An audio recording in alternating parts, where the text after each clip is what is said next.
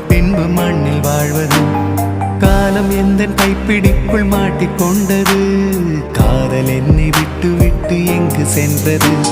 கடவுள் வந்து பூமி மீது வாழும் போதிலும் காதல் தோல்வியாகும் போது சாக தோன்றிடும். காதலின்றி பூமி மீது வாழ நேர்ந்திடும். கொஞ்ச நேரம் கூட நரகம் போல மாறிடும்.